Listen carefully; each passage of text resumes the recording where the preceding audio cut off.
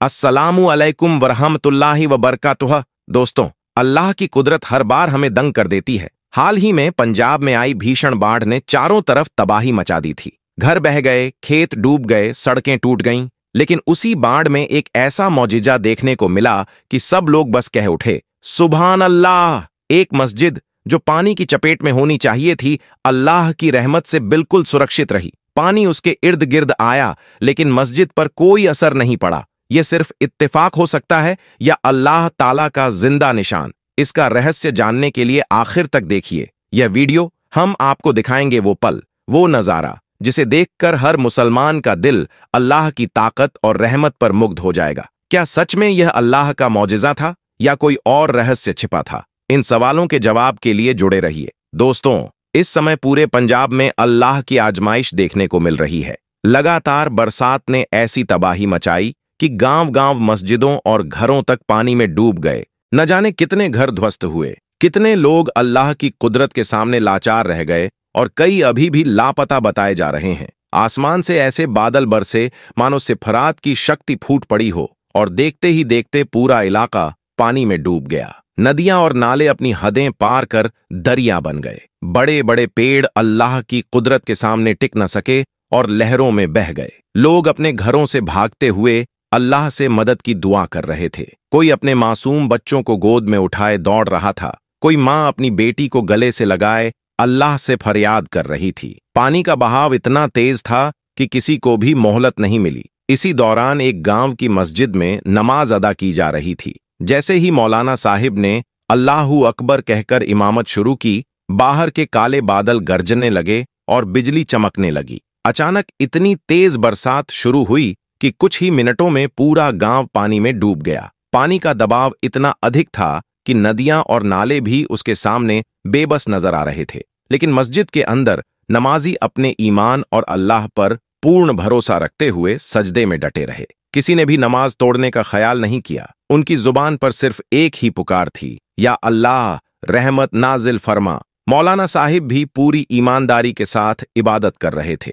धीरे धीरे पानी मस्जिद के अंदर तक पहुंचने लगा और ऐसा लगने लगा मानो अल्लाह की कुदरत से भी मस्जिद डूबने की कगार पर है। लेकिन हर मुसलमान का दिल ईमान से भरा था और वह सजदों में पूरी ताकत के साथ अडिग रहा, अल्लाह की रहमत की उम्मीद में। दोस्तों, पानी का जोर इतना बढ़ गया कि नमाजी के सीने तक बहाव पहुंच चुका था। चारों तरफ सिर्फ पानी ही पानी था। पूरा गांव ऐसा लग रहा था मानो समुंदर में डूब गया हो। यह दृश्य देखकर हर दिल में डर और हैरत का समुंदर उमड़ पड़ा। लेकिन दूसरी तरफ मस्जिद के अंदर मौलाना साहिब और सभी मुसलमान अपनी नमाज में पूरी लगन और ईमान के साथ डटे रहे। उनके दिल केवल अल्लाह पर भरोसा करते रहे और उनकी जुबान पर सिर्फ यही दुआ थी, या अल्लाह रहमत नाजिल फरमा। धीरे धीरे पानी और ऊपर तक बढ़ता गया। अब तक कि नमाजी के पैरों और सीने तक पानी पहुंच गया, मगर किसी ने अपने सजदे को नहीं छोड़ा। सबने अल्लाह की मर्जी और उसकी रहमत के लिए इबादत को जारी रखा। जब नमाज पूरी हुई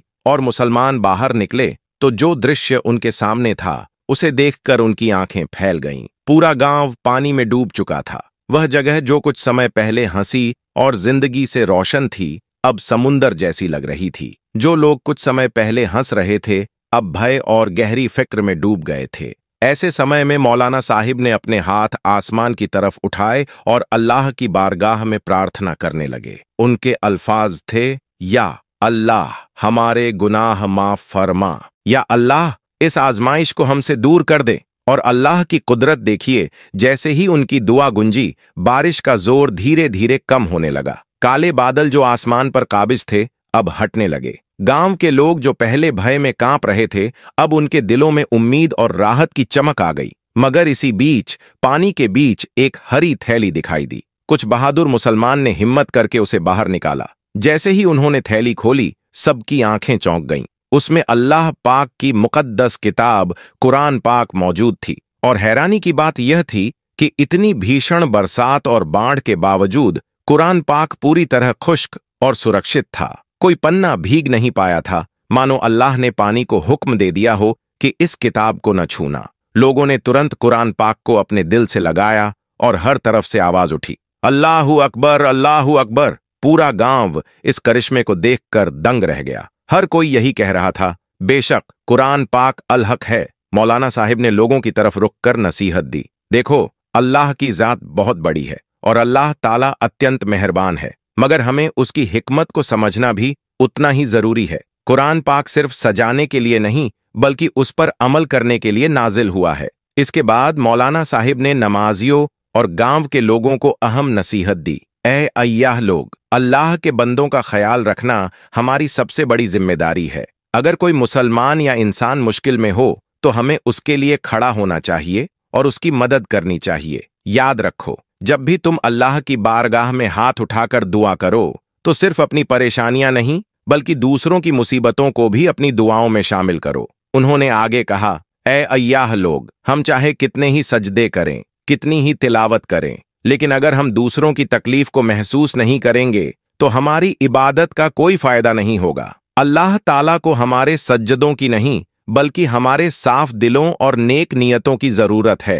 मौलाना साहिब की यह गहरी नसीहत सुनकर पूरे गांव के दिलों में नई रोशनी फैल गई। हर शख्स ने तौबा की और रो रो कर अल्लाह ताला से माफी मांगी। उन्होंने कसम खाई कि अब जब भी अल्लाह से दुआ करेंगे, उसमें दूसरों की परेशानियों को भी शामिल करेंगे और अपने आमाल में सुधार करेंगे। दोस्तों, यह मंजर केवल पूरे गांव को नहीं बचा सका, बल्कि हर दिल को झकझोर कर रख दिया। सबने अपनी आंखों से देखा कि जब इंसान पूरी तरह मजबूर हो जाता है तो सिर्फ अल्लाह ताला की कुदरत ही उसे सहारा देती है। यही कुरान पाक की बरकत और दुआ की ताकत है कि बड़ी से बड़ी आफत भी अपने रुख बदल देती है। दोस्तों, इस वाक़ये को देखकर अल्लाह ताला का वादा याद आता है, जिसमें वह फरमाते हैं, बेशक हमने कुरान को ही नाजिल किया और बेशक हम उसकी हिफाजत करने वाले हैं। लेकिन अफसोस, आज यह कुरान पाक हमारे घरों में सिर्फ अलमारियों की शोभा बनकर रह गया है। जिस किताब को हिदायत के लिए नाजिल किया गया था, उसे हमने केवल सजावट का माध्यम बना लिया, और जब हम इबादत और अमल से दूर हो गए तो नतीजा यह हुआ कि कुदरती आफतें लगातार हम पर नाजिल होने लगीं। दोस्तों, हर आफत वास्तव में इंसानियत के लिए अल्लाह का पैगाम है। वक्त अभी भी बाकी है और तौबा के दरवाजे खुले हैं। अगर हमने अभी भी आंखें नहीं खोलीं तो अगली आफत इससे भी ज्यादा भयावह हो सकती है। यह वाकया हमें यह सिखाता है कि इंसान की असली ताकत दौलत, सत्ता या हथियार में नहीं, बल्कि ईमान और अल्लाह पर भरोसा में है।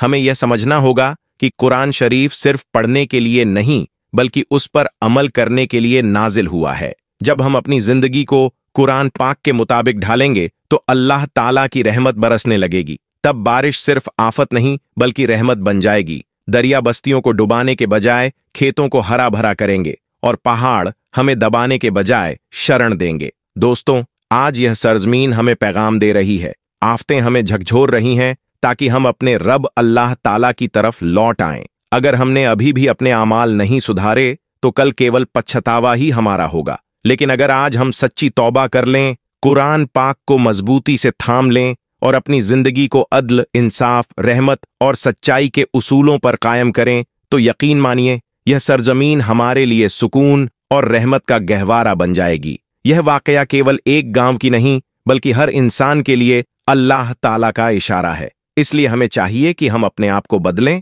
और अल्लाह ताला के बताए हुए सही रास्ते पर लौट आएं। दुआ है कि अल्लाह पाक हम सबको आफतों और मुसीबतों से महफूज रखे और नेक रास्ता अपनाने की तौफीक अता फरमाए। आमीन, अल्लाहुम्मा आमीन। दोस्तों, अगर आपको यह वीडियो पसंद आया हो तो अल्लाह की राह में सदका की तरह इसे लाइक करें, अपने परिवार और दोस्तों के साथ शेयर करें, ताकि और लोग भी इस हिकमत भरे पैगाम से लाभान्वित हों। और ऐसे और वीडियोस देखने के लिए हमारे चैनल को सब्सक्राइब करें और नोटिफिकेशन ऑन करें, ताकि आप हर नए इल्म और रहमत से भरे वीडियो को सबसे पहले देख सकें।